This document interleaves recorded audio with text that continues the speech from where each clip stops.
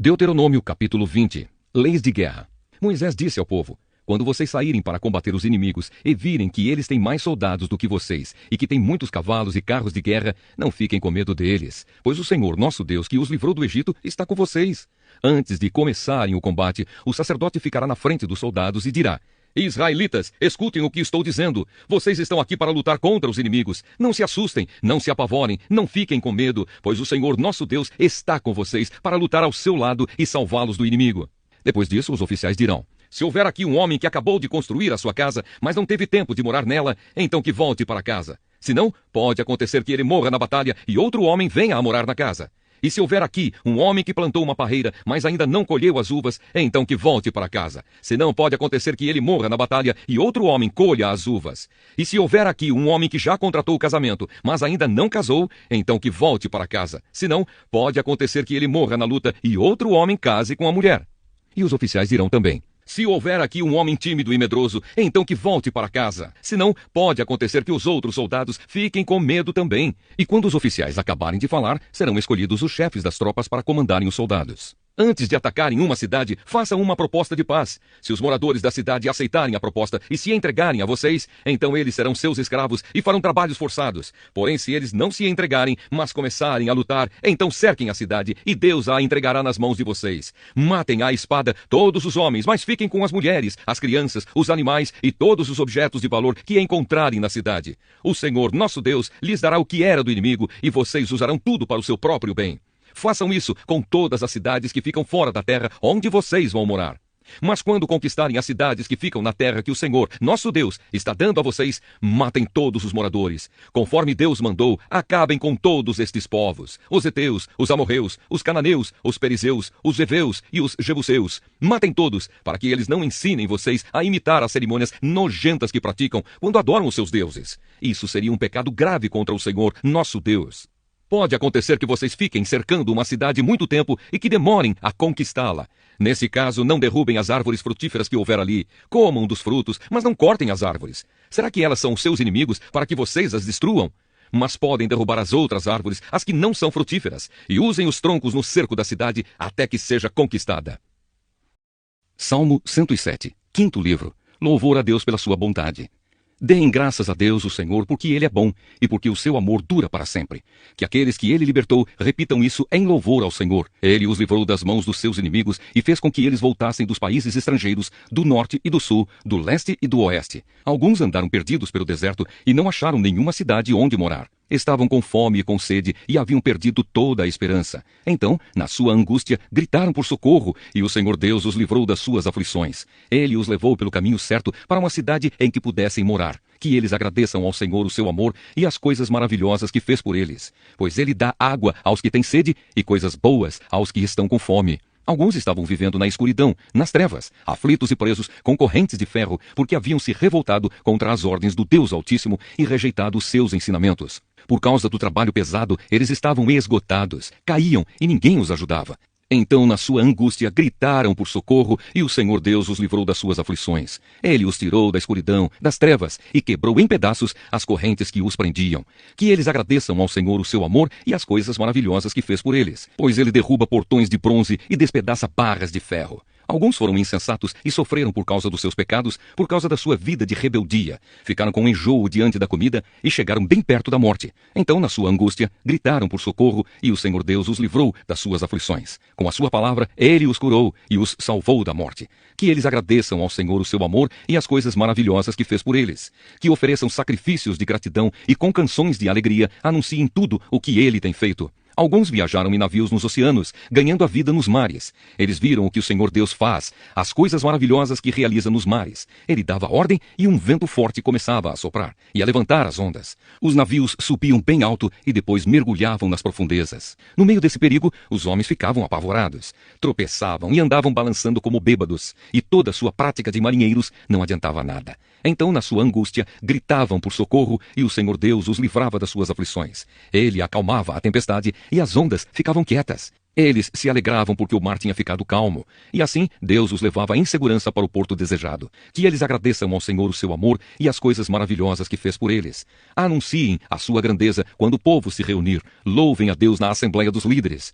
Deus fez com que os rios se tornassem deserto e as fontes de água secassem completamente. Ele fez com que a terra boa virasse um deserto salgado por causa da maldade dos que moravam nela. Ele fez com que o deserto se transformasse em lagos e a terra seca virasse fontes de água. Deixou que gente faminta morasse ali. Eles construíram uma cidade e moraram nela. Semearam os campos, fizeram plantações de uvas e foram boas as colheitas. Deus abençoou o seu povo e eles tiveram muitos filhos. Deus não deixou que o gado diminuísse. O povo de Deus foi derrotado e humilhado e sentiu o peso do sofrimento e dos maus tratos. Então Deus mostrou o seu desprezo pelos reis que os maltrataram e fez com que esses reis andassem sem rumo na solidão dos desertos. Mas livrou os pobres da miséria e fez com que as suas famílias aumentassem como rebanhos. Os que são bons veem isso e ficam contentes, mas todos os maus têm de calar a boca. Que aqueles que são sábios pensem nessas coisas e meditem no amor de Deus, o Senhor. Isaías capítulo 47. Babilônia é conquistada. O Senhor diz: Babilônia, desça do seu trono e sente-se no pó. Você era como uma virgem, bela, delicada e mimada, mas nunca mais será assim. Agora você é uma escrava. Pegue o moinho e comece a moer a farinha. Tire o véu, levante a saia e de pernas de fora atravesse os rios. Todos haverão sem roupa, completamente nua. Eu vou me vingar de você e ninguém poderá me impedir. O nosso Salvador é o Senhor Todo-Poderoso, o Santo Deus de Israel. Ele diz a Babilônia: sente-se e fique calada. Vá para um lugar escuro, pois nunca mais você será chamada de Rainha das Nações. Eu estava irado com o meu povo escolhido. Por isso o humilhei e o entreguei nas suas mãos. Mas você não foi bondosa com ele. Pelo contrário, tratou até mesmo os velhos com crueldade. Você imaginou que seria rainha para sempre e não levou a sério o que estava acontecendo, nem pensou como tudo ia acabar. Você ama a imoralidade e pensa que não corre nenhum perigo. Você diz assim: não há ninguém tão importante como eu. Não há ninguém igual a mim. Nunca ficarei viúva, nem perderei nenhum dos meus filhos. Mas agora escute o que eu lhe digo. Eu sei que você sabe fazer despachos e que as suas feitiçarias são poderosas, mas tudo isso não adiantará nada. De repente, no mesmo dia, você vai ficar viúva e vai perder os filhos. Você se sentia segura na sua maldade e imaginava que ninguém via o que você estava fazendo. Foram a sua sabedoria e o seu conhecimento que a enganaram. Você pensava assim: não há ninguém tão importante como eu. Por isso cairá a desgraça sobre você e as suas feitiçarias não valerão nada. A sua destruição está chegando e não haverá jeito de escapar dela. Será uma desgraça como você não imaginava e virá quando você menos estiver esperando. Fique com os despachos e as feitiçarias que você tem praticado desde que era jovem. É possível que eles a ajudem e que com eles você assuste os seus inimigos. Apesar de todos os conselheiros que tem, você não poderá escapar. Que os seus astrólogos se apresentem e a ajudem. Eles estudam o céu e ficam olhando para as estrelas a fim de dizer, todos os meses, o que vai acontecer com você. Pois eles são como palha. O fogo os destruirá e eles não poderão se salvar. Pois este não é um foguinho daqueles que a gente faz para se esquentar, sentando-se bem perto dele. É isso o que acontecerá com seus adivinhos, com os quais você tem lidado toda a sua vida. Todos eles irão embora, cada um seguindo o seu próprio caminho. Nenhum deles poderá salvar você. Apocalipse, capítulo 17. A famosa prostituta e o monstro. Então um dos 7 anjos que tinham as 7 taças veio me dizer: venha, e eu vou lhe mostrar como será castigada a famosa prostituta, aquela grande cidade que está construída perto de muitos rios. Os reis do mundo inteiro cometeram imoralidade sexual com ela, e os povos do mundo ficaram bêbados com o vinho da sua imoralidade. Então o Espírito de Deus me dominou, e o anjo me levou para um deserto, onde vi uma mulher montada num monstro vermelho.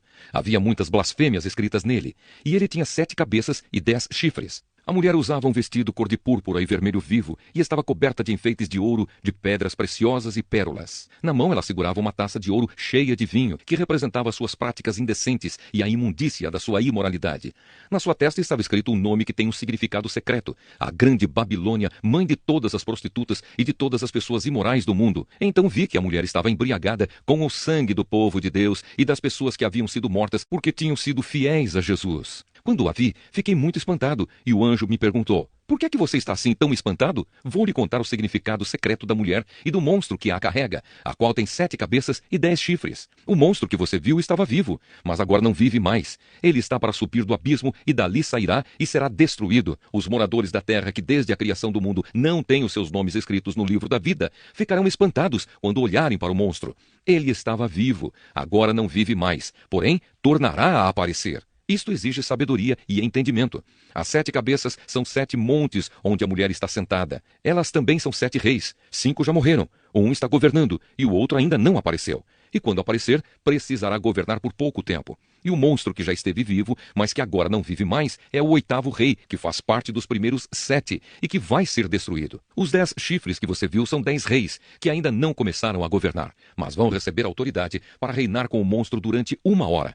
Esses 10 estão todos de acordo entre si e dão ao monstro o poder e autoridade que possuem. Eles lutarão contra o Cordeiro e ele os vencerá, porque é o Senhor dos senhores e o Rei dos reis. E com ele vencerão os seus seguidores, aqueles que são chamados e fiéis. Então o anjo também me disse: as águas que você viu onde a prostituta está sentada são nações, povos, raças e línguas. Os 10 chifres que você viu e o monstro odiarão a prostituta. Eles tirarão tudo o que ela tem e a deixarão nua. Devorarão a sua carne e queimarão o resto no fogo. Os 10 reis farão isso porque Deus colocou no coração deles o desejo de fazerem o que ele quer. Assim, entre si concordarão em entregar ao monstro a autoridade que eles têm para governar. Isso acontecerá até que se cumpram as palavras de Deus. A mulher que você viu é a grande cidade que domina os reis do mundo inteiro.